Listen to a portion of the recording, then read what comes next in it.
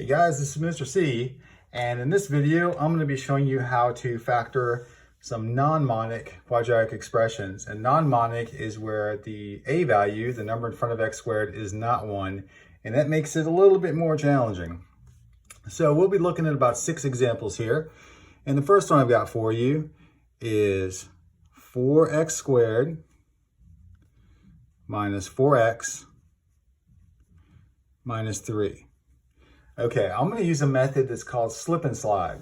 And this method, it's simpler than most textbooks will present it to you. Let me go through the process here.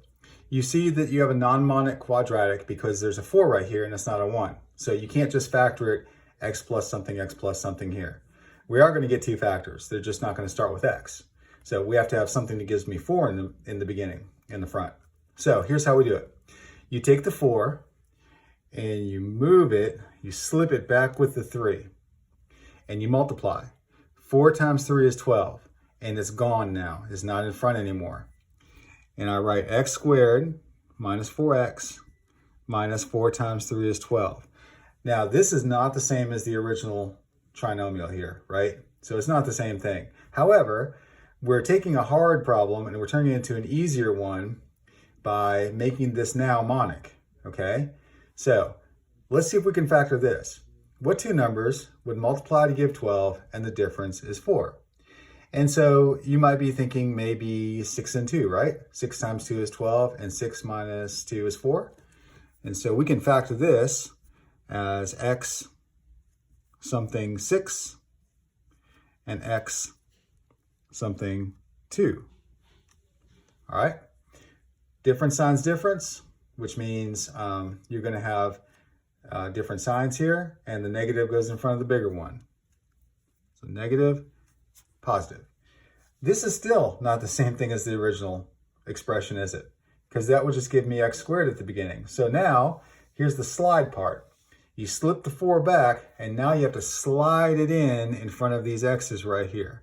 In other problems, I'll leave a little space here now that we know what to do. And so I'm going to rewrite it. 4x minus 6, and then 4x plus 2.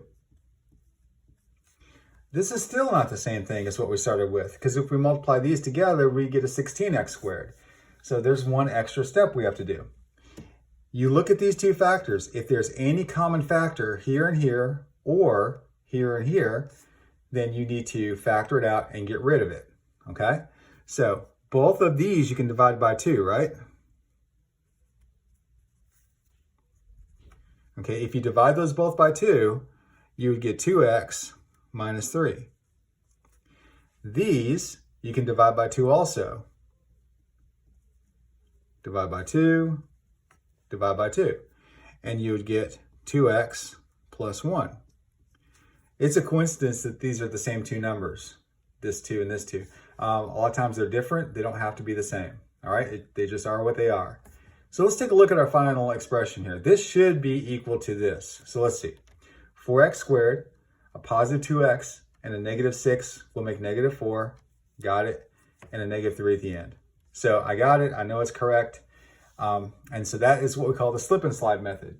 If you're curious, you can leave me a comment or you can contact me and I can show you a short little proof of why this works the way it does. But for right now in this video, it's not necessary for me to actually prove this method, but in other courses, you may want to. For right now, you can just take my word for it. Okay, let's try another one. Let's do 6x squared plus 17x plus 12. So I'm going to try and give you a good variety here. All right. Again, this is a little tough because you got a 6 there and a 12 there. So we're going to slip the 6 back with the 12 and multiply. So I've got x squared plus 17x plus, and then 12 times 6 would be 72. So 72. All right. Believe it or not, this is easier to factor than this. We now need to find 2 numbers that multiply to give 17 and the sum, multiply to give 72, and the sum is 17, right? And so we might have to think about that for a while because 72 has a lot of different factors. And eventually we're going to stumble upon 9 and 8. 9 times 8 is 72, 9 times 8 is 17. And that may be the first one you think of, but sometimes it takes a little longer to find those particular two numbers, but we found them. Now that I know that I'm gonna have to slide that 4 back in, or not the 4 here, the 6 back in. I'm gonna leave a little space here in front of the X, see that? Okay, and so I'm gonna leave another little space in front of that X, right there. That'll just save me a step. So what did I say my two numbers were? 9 and 8, right? Does it matter where I put them? No. 9 goes there, 8 goes there.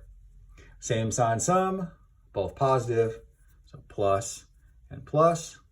And then I'm going to slide my 6 back in to the two places here and here. And then now I have to look at the two factors and see if there's anything I can get rid of.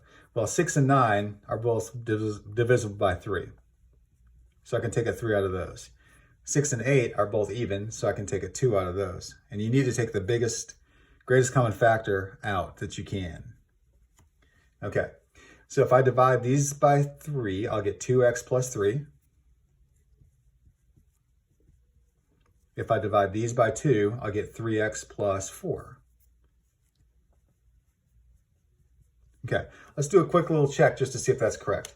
6x squared plus 8 and plus 9 makes 17, got it. 4 times 3 is 12, got it. Perfect, so we got that one. The most common mistake, let me just mention this, that I see with students is they'll leave their answer as x plus 9 and x plus 8 instead of sliding that 6 back in. So just make sure that you do the sliding it back in, otherwise it's not going to be the same thing as what you started with. All right, let's take a look at a couple more here. Let's do 9x squared minus 6x plus 1. Sometimes you get easy ones, sometimes you don't. Let's see what this one's going to look like. Okay, let's slip the 9 back with a 1. X squared minus 6x plus 9.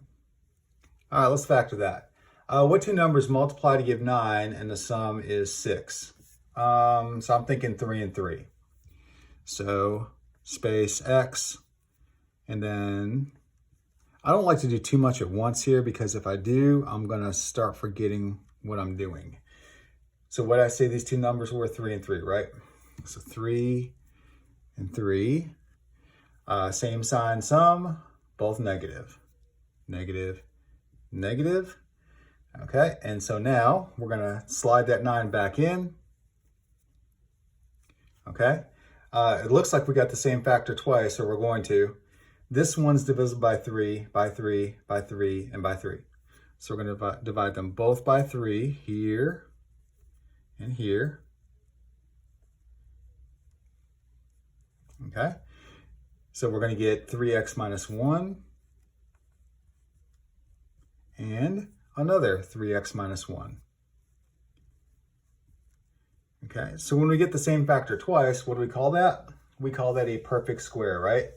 And so a perfect square, not that it really matters at this point because all we're doing is factoring. Perfect square has the same factor twice, okay? So let's look at the next example. Then that one's going to be 4x squared minus 25x plus 6.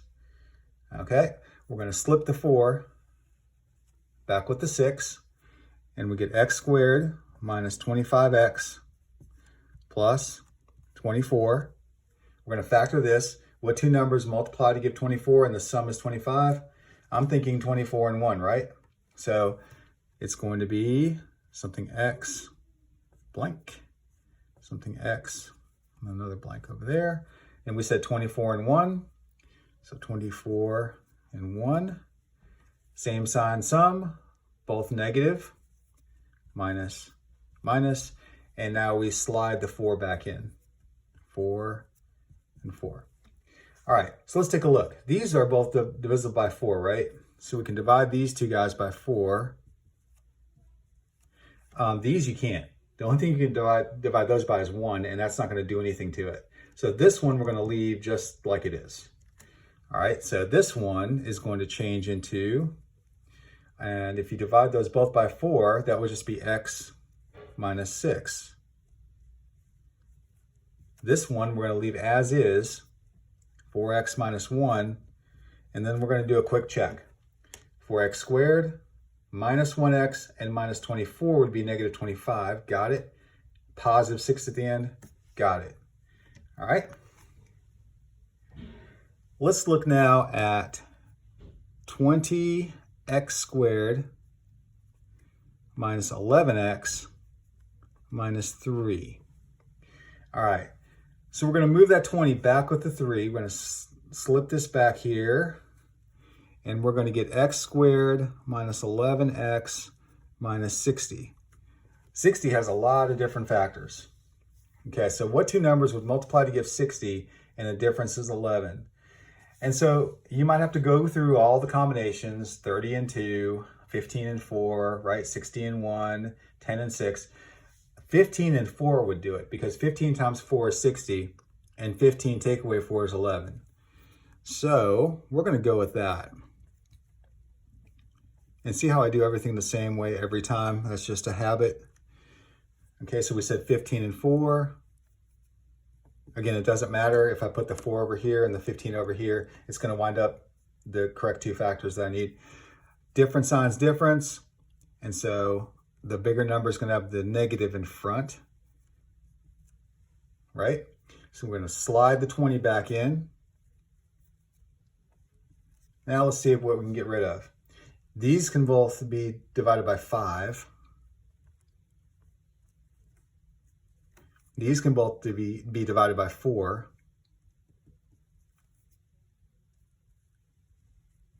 All right, so what's that going to look like? Looks like 4x minus 3. And then this looks like 5x, and that would be plus 1. Okay, let's do a quick check. 20x squared plus 4 and negative 15 is negative 11. Got it. Negative 3 times 1, negative 3. Got it. All right. This example, let's give you 3x squared plus 9x minus 12. So this one's going to be interesting. Let's suppose I go ahead and do my slip and slide. So I'm going to slip the 3 back, right? And I'm going to get x squared plus 9x, and then that would be minus what? 36. So what two numbers would multiply to give 36 and the difference is 9? So let's say I don't know. 1 and 36, that difference would not give me 9. 2 and 16, no, not 16, 18. My fault. 18. That would give me 9, that would give me 16. 3 and 12, that would do it, right? Because the difference between 3 and 12 is 9, so that would probably work. So let's do this. X, and let's do that one. Okay, so we'll put the 3 here, put the 12 there. Different signs, difference, right? The plus goes in front of the bigger one. And we're going to slide our 3 back in. Okay, so we're going to divide this one by, it looks like 3. We're going to divide this one, it looks like 3 again. All right, so let's see what happens here. If I divide these by 3, I'm going to get x minus 1. If I divide these by 3, I'm going to get x plus 4. Already I'm seeing a problem. X times x is x squared. That's not even close to 3x squared. What happened? Well, you might look up here and say, well, maybe we made a mistake here. No, we didn't. We did the procedure correctly here. Did we do the procedure correctly here? Yeah, we slipped the 3 back with the 12 and got 36. What we didn't notice is that all 3 of these terms are divisible by 3. And what happened was, by having all of these divisible by 3, down here, we got rid of that 3.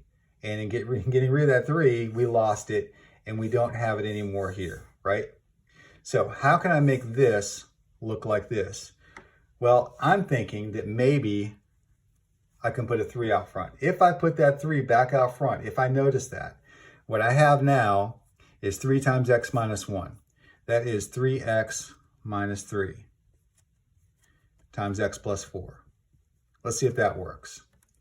3x squared. Let's see, that's going to be a positive 12 and a negative 3, so that's positive 9, and then negative 12 at the end. So if I put that 3 back in here, then I've got it. If I don't, then I'll lose it, and I don't have the same thing as what I started with. However, would I approach this problem that way? If I'm a new student at this, probably yes, but I am not a new student. So I'm going to erase all of this here, and I'm going to do something that we should do at the very beginning of every quadratic we factor, and we look for the greatest common factor first. I notice all 3 of these are divisible by 3. So I'm going to take that 3 out of all of them right now. X squared plus 3x minus 4. Are you going to get problems like this in your other math classes or college? Yes, many of them. So the 3 there just sits there. It's already factored out. This is now what I focus on. So now that 3 just kind of sits there. And now we look at this quadratic. What 2 numbers multiply to get 4 and the difference is 3? And so we'd be looking at probably 4 and 1, right? So x, 4, 1. Difference signs difference. The plus goes in front of the bigger number. Minus there. So did we get it correct? If we multiply all that back out, we will get what I erased down here, which is the same exact expression, and it is now factored. The only problem I haven't dealt with yet is a difference of squares. And you're going to see these a lot. So I'm going to go ahead and include this one as kind of a closer here. If you have to factor 9x squared, and let's say minus, let's just do 16. Something that these don't have any factor in common. If you have to factor this guy and there's nothing in the middle, you could use the slip and slide method. However, these are designed to be factored quickly. And so if you notice that this is a perfect square, that's 3x times 3x, that's 4 times 4, that's a perfect square, then you can go ahead and use your factoring techniques for differences of squares, and it's very simple and it's really no work at all. You're going to get 3x here and 3x here. Why? Because 3x is the square root of this term. You're going to get a 4 here and a 4 here. Why? Because 4 is the square root of 16. And it's always going to be one of them is plus, one of them is minus. And you're going to get the same thing that you started with if you multiply this back out using the box method or FOIL. So, hope this helps, and it's a really useful lesson that you guys are going to use for probably many years to come. And remember to like and share, and we will see you guys later. Bye.